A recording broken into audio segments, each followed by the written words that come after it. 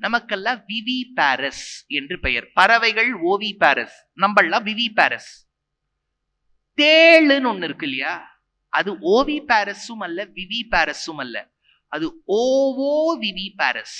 அப்படின்னா என்னன்னா, தாய் தேள் குட்டி தேளை முட்டையில தான் வச்சுக்கும், ஆனா அந்த முட்டைய வெளியில தள்ளாது, தன் உடம்புக்குள்ளேயே வச்சுக்கும்.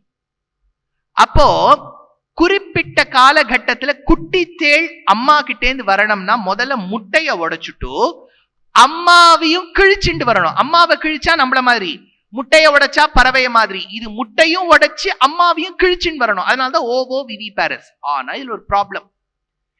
இந்த குட்டி தேள் வரணும்னா அதுக்கு சூடு தேவை, அம்மாக்கு சூடு தேவை. அந்த சூட்டுக்கு என்ன பண்ணும் அந்த தாய் தேள், மாட்டு கொட்டாயில மாடு எங்க சாணம் போடும்னு காத்துட்டு இருக்கும்.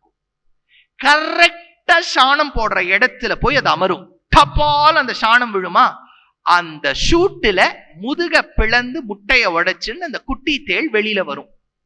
இப்ப பார்க்க கூடியவருக்கு எப்படி இருக்கும், சாணத்தை தான் அவர் பார்க்கிறார். சாணத்திலேந்து குட்டி தேள் வெளியில வருதா, அப்ப சாணத்துக்கு உயிர் இல்ல, குட்டி தேளுக்கு உயிர் இருக்கு.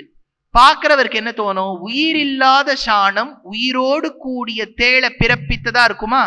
அப்ப ராமானுஜர் கேட்டார், உன் மாட்டு கொட்டாயிலேயே உயிர் இல்லாத சாணம் உயிரோடு கூடிய தேளை பிறப்பிக்கும் போது உயிரோடு கூடிய பரபிரம்மம் ஏன் உயிர் அற்ற அச்சேதனத்தை பிறப்பிக்க கூடாது?